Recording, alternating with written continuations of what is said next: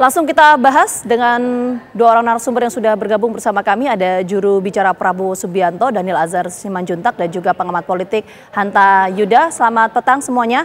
Kita mau menuju ke Bang Daniel terlebih dahulu.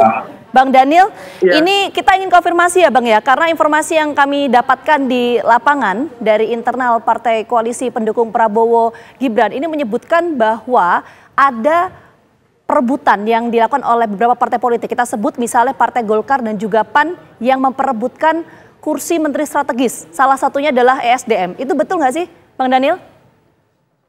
Mbak Vita, kalau kemudian ada keinginan untuk berkontribusi di posisi yang kontributifnya lebih baik, kemudian berkarya lebih baik, menurut kami itu adalah hal yang wajar. Jadi kami memaknainya sebagai upaya fastabiqul khairat, berlomba-lomba dalam kebaikan. Ketika ada partai-partai yang merasa lebih pantas di posisi kementerian A, B, C, D, itu bagi kami adalah hal yang wajar dan memang seharusnya begitu.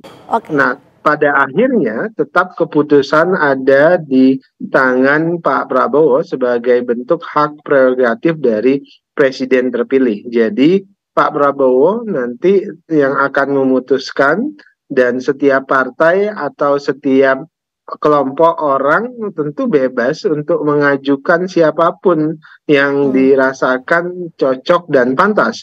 Dan Pak Prabowo tentu punya kriteria yang sering saya sampaikan ke depan publik. Pertama itu adalah punya integritas, kemudian kedua kompetensi. Nah, kalau kemudian absen integritasnya atau tidak punya kompetensi di bidang yang dibutuhkan oleh Pak Prabowo, tentu mereka tidak bisa menduduki posisi menteri-menteri yang diincar tersebut. Bang Daniel, artinya Bang Daniel membenarkan ya bahwa ada perebutan kursi pos menteri strategis, salah satunya SDM, yang dilakukan antara PAN dan juga Partai Golkar. Bang Daniel membenarkan soal itu? Saya tidak dalam posisi membenarkan atau meniadakan. Saya tidak tahu persis apakah ada kompetisi yang terang benderang seperti itu.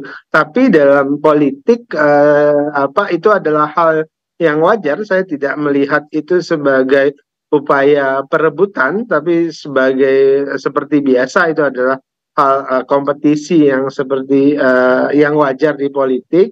Semuanya tentu ingin berkontribusi di bidangnya masing-masing. Dan wajar kalau saling berlomba gitulah ya, kalau saya mengutip pernyataan Bang Daniel ya. Kita menuju ke Mas Hanta. Mas Hanta, kalau informasi yang kita dapatkan di lapangan kan tapi ada perebutan untuk pos-pos menteri strategis. Salah satunya adalah soal pos menteri SDM antara Partai Golkar dan juga PAN. Kalau Mas Hanta melihat seberapa besar peluang ini terjadi soal perebutan pos menteri strategis ini? Ya, fenomena ini tidak sulit untuk dihindari. Tidak hanya terjadi pada menjelang pemerintahan Prabowo Gibran, itu sudah juga terjadi di era Presiden Jokowi, sebelumnya Presiden SBY juga.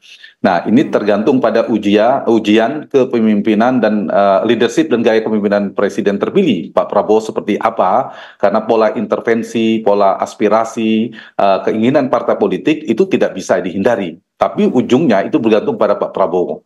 Nah, kalau kita petakan ini, Vita, ada 3 kelompok kategori kementerian strategis itu. Jadi tidak melulu soal logistik. Jadi ada satu menteri strategis karena menteri bahasa atau logistik. Tadi seperti Vita katakan ada menteri SDM, ada menteri perindustrian, perdagangan, dan lain sebagainya. Itu banyak kalau kita lihat yang sangat strategis ya, BUMN, pertanian termasuk, lingkungan hidup dan sebagainya.